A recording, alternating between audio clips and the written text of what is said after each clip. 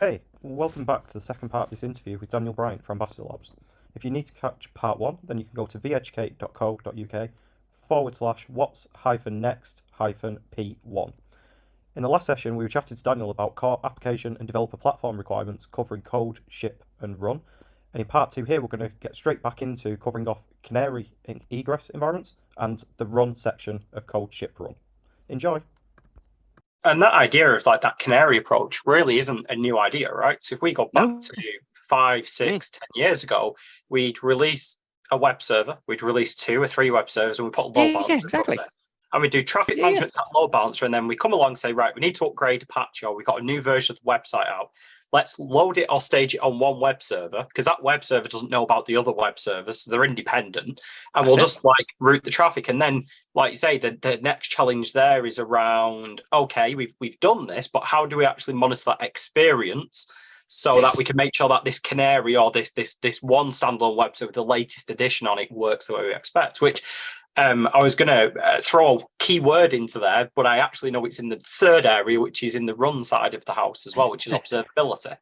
Yeah, very much so. Because I mean, I would say the code, the ship, and the run is one thing. Like we just sort of look at it at different abstractions. Like to your point, we can use observability throughout the spectrum there. But yeah, run is very much focused on that. So it's things like security, resilience, observability, all these good things are run. And we obviously focus a lot on the comms, like just Ambassador Labs, we do a lot with API gateways, we integrate a lot of service meshes. And because all the requests are going through the front door, the API gateway, and if you're using a service mesh, they're all being routed through a service mesh, you kind of transparently get access to a lot of these things that you perhaps we always did previously, but we had to use language-specific libraries to do routing, for example, language-specific libraries to manage TLS certs, language-specific libraries to observe, and we can still do that. But things like API gateways, cloud-native API gateways, service mesh kind of give you that that out of the box. But yeah, that's what we focus on the run. And not only that, but making it easy for developers to tap into these things. Because again, working at Ambassador Labs, early on, we released what was then Ambassador API Gateway, open source API Gateway built on Envoy proxy. And a lot of folks were coming to us at the time, like these are quite hipster companies, as I call it. They're very sort of like forward-thinking companies. And they were like, we just want ops to set up the thing, install it via Helm or whatever, right? And then we want developers to be able to do mappings like routing endpoints. We want developers to be able to do rate limiting, was a very popular one, because they were saying, some like part of the application would overheat, and it's like, well, we want to be able to quickly log on and rate limit for like our freemium customers, that kind of stuff, right? And at the moment, it was like, oh, we got to raise a ticket with ops.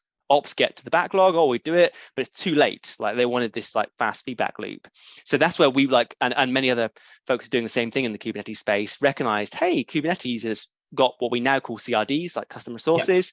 It's a bit different back in the day when we first started working on it, but we've got this way of developers can codify, hey, this is what a mapping is, like endpoint to backend service. This is how we should rate limit. This is how we should do auth, all these kind of good things, right? And we got to see this notion of self-service really growing in front of our eyes. And what the sweet spot we ended up with was that ops could often set these guardrails, right? Like we want everything to use TLS. We want everything to be observed on these key metrics. And then developers could typically they could augment, and sometimes they could override these things as well. But that just depended on the sort of size and the trust levels within a company as well, right? But I would say on all these things, the code, the ship, and the run, like definitely in my experience, we're leaning towards empowering developers to do that. And like ops, again, not taking anything away from ops, they're laying the foundation blocks, but it's like almost like a contract with the developers that once the guardrails, the good practices are in place, like we should empower developers to do the stuff they're going to be doing every day. Otherwise, it's just creating tickets. And I'm sure you have, you're just looking at tickets, got to update the endpoint, got to do a mapping. And it's like, that stuff we should be able to either automate or delegate to folks that are closer to the work. Yeah. So that's, again, this even just in that small section, there's still quite a lot to kind of unpack there as well. So like the idea of the custom resource definition inside of Kubernetes, we think about Kubernetes as that broker of resources. So again, it's that part of the puzzle. We go to it and we've got something we need to run somewhere. Empowering a developer to then set traffic management schedules to their new application is fantastic. But by using the control of custom resource definitions, the ops team can put that layer, that baseline layer of security, policy, or governance in there. And then there's a set standard or a schema for that request that the developer can send through. And again, depending on how you do the Kubernetes, because like a lot of automation, there's a lot of ways to skin the same cat, or I know you're a cat person, so same dog. Yes, then, you know, you can also then, you know, add webhooks. You can, you've got admission controllers, then say, actually, Mr. Developer, you've requested that this traffic management doesn't use TLS. We are going to block that request because you can't push an application with no TLS. Brilliant, because this now conforms to our security standards, especially when it's in production. So the last bit I want to kind of really focus on, and you kind of must be remembering your presentation really well, is this focus on the idea of the developer-centered control plane.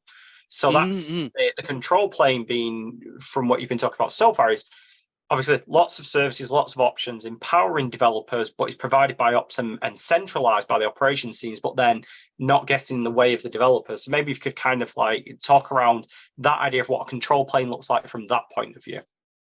Yeah, super interesting. So we heard a lot of folks, like particularly with the rise of like Envoy, Gateway, and other service software-defined networking, really clarified the notion of data plane and control plane. So I think that's kind of where we hooked onto. Data plane is on the hot path, it's doing all the work, but the control plane literally controls the data plane, so to speak, right? So the control plane is the user interface, is one way of looking at it. It's sort of like both for setting instructions, like I want to your point, block routing on this endpoint, or I want to observe this metric on you know, this endpoint. Control plane then forwards that onto the data plane makes it happen. So what we were thinking as we're going through, and like a few folks I was chatting to in the community and internally at Ambassador Labs, we were like, hey, a lot of this like CI tooling, telepresence, I mentioned many tools in that space, you know, API gateways, service meshes, all these things, they kind of, if you look at them, they're almost like a data plane. They're doing things. And there's always some aspects of a control plane, whether it's a CLI, like you're interacting with a tool by the CLI, or whether you're jumping on, you know, GitHub, right, and you're interacting with Git, but like via a web interface. We're like, and then is there like an overarching control plane for all of these things? And I'll be honest, I don't think the industry has got a definitive answer for that yet. I've been chatting to lots of folks around this. Like there's this notion of, you know, we talk a lot about developer control planes, but other companies talk about internal developer platforms, IDPs. Spotify Backstage has done a lot of work, another CNCF project, right? On the it's really a service catalog with plugins, but it's got folks thinking about like this notion of, you know, some higher level construct, right?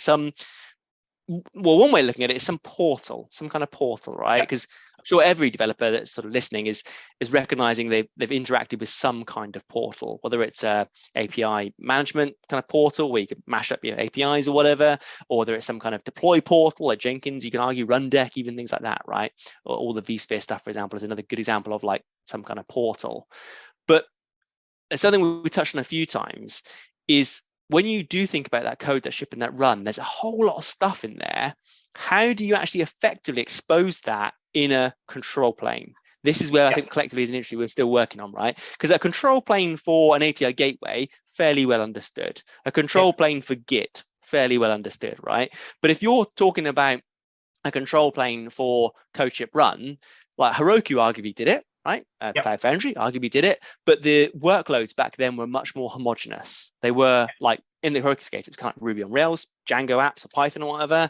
Cloud Foundry was Java pretty much at the time, right? And there was build packs that enabled you to do different languages, but they were, a lot more homogenous than the kind of workloads we have now with microservices, different sizes, machine learning, all these different things there. So that's one of the sticking points I think at the moment in terms of getting that overarching control plane that's just the right, it's a Goldilocks thing, right? Just the right abstractions for me as an engineer or any of my team as engineers to be able to like get that fast feedback and code, ship and release, deploy and release, ship, and then also run to sort of set, like you said, the constraints and get that feedback. Like that's what the developer control plane is aiming for.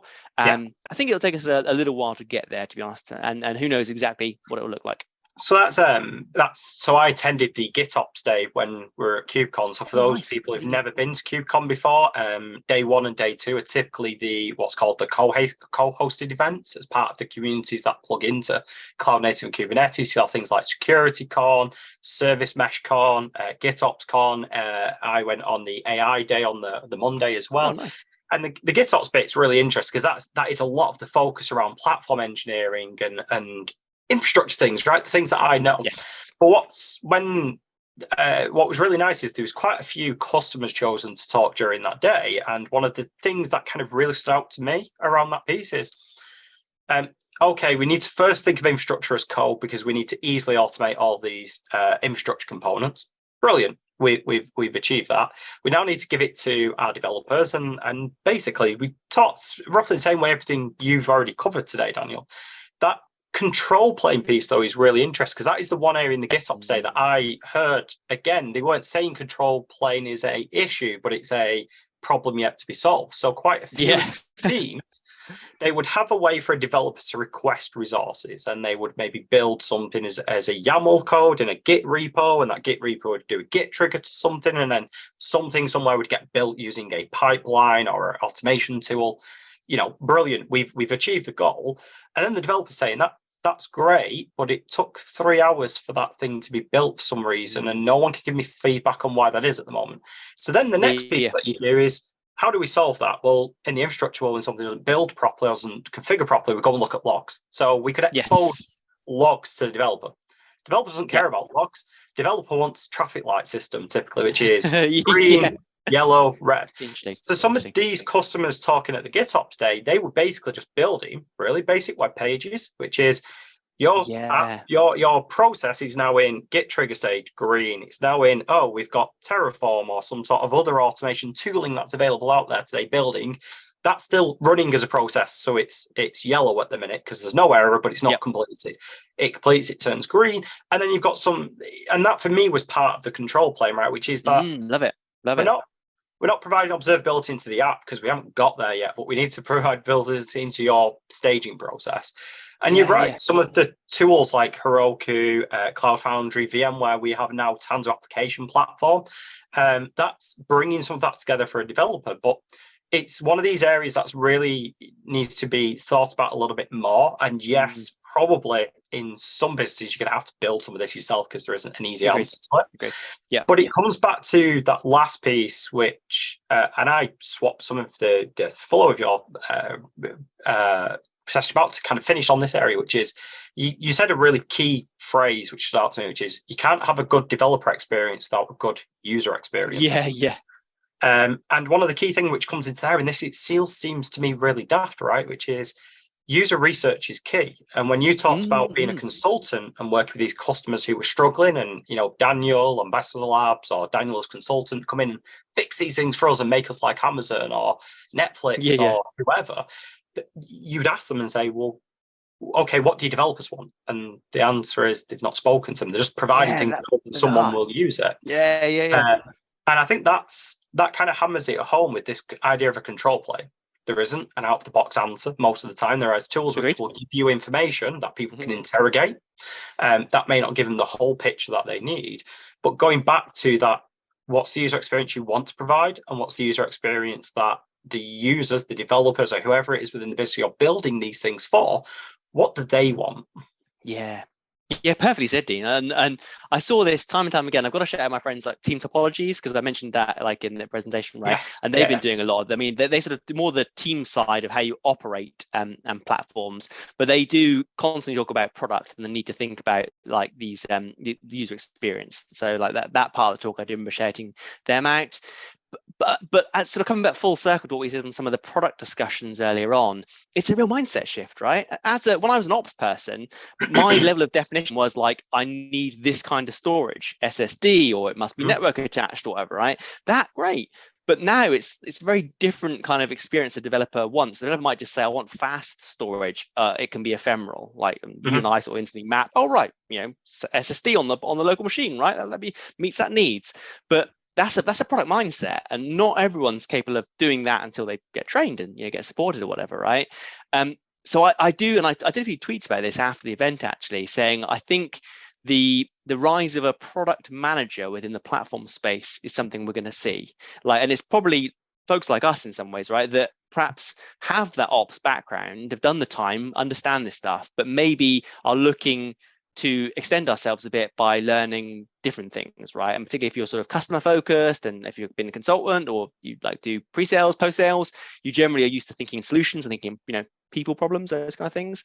And I just think that skill set will be rewarded, because being able to translate a developer would say, hey, I'm using this language, we need these things, like translating that into not only a platform, but a workflow, and then supporting that, like as you do any product, right?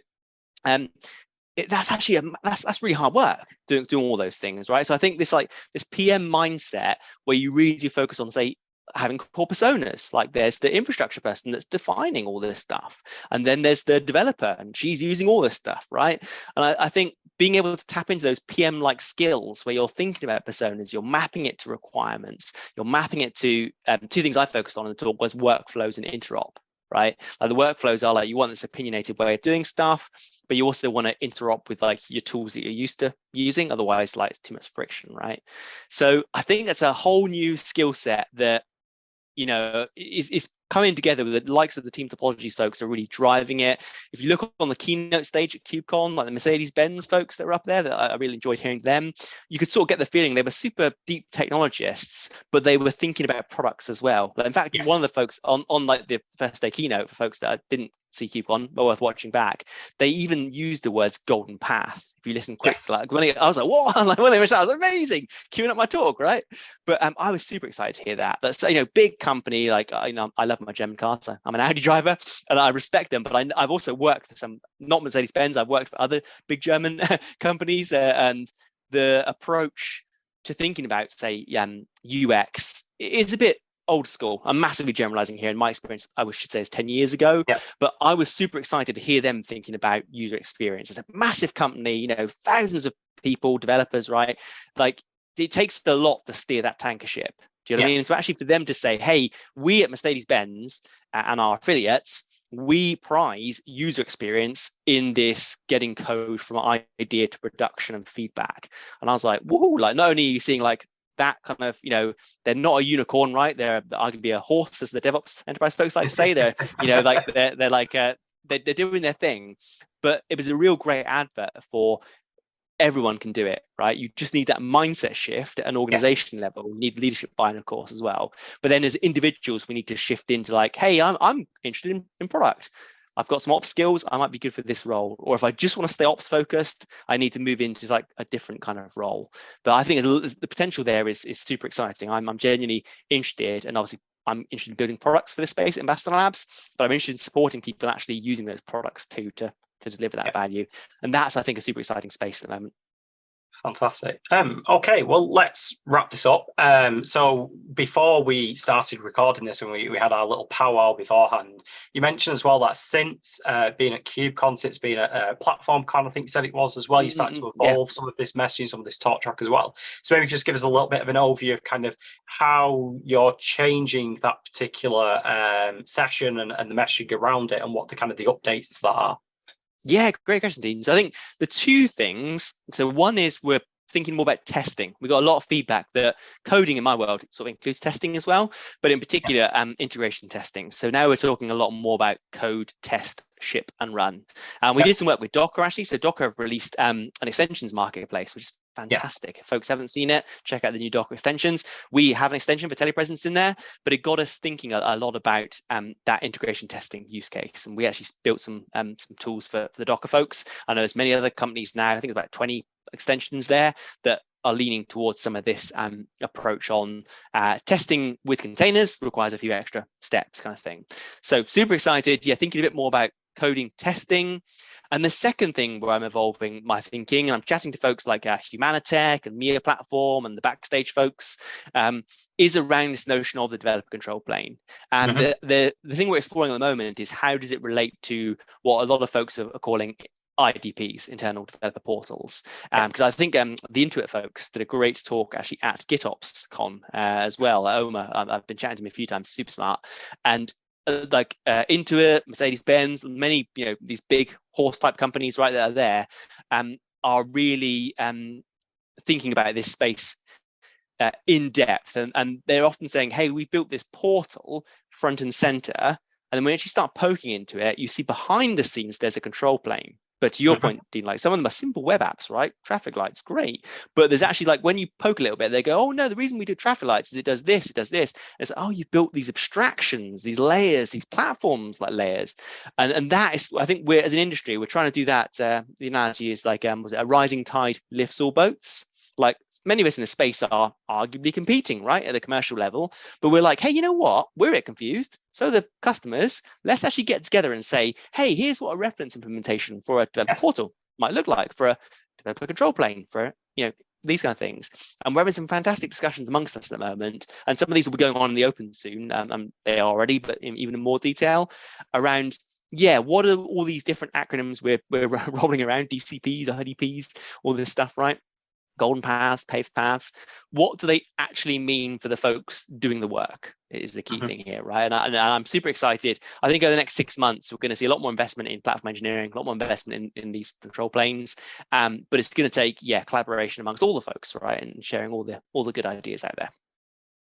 Fantastic. Well, Daniel, it's been an absolute pleasure to spend 45 minutes chatting to you about all these types of things, and this really makes up for the fact that I couldn't get into your session. Which that is not a dig at all. That is just fantastic to see that so many people were so excited to hear you talk about these types of things. So, right, this was one of the things that KubeCon was also interested in, is where people focused in most of their times and types of talks they're interested in.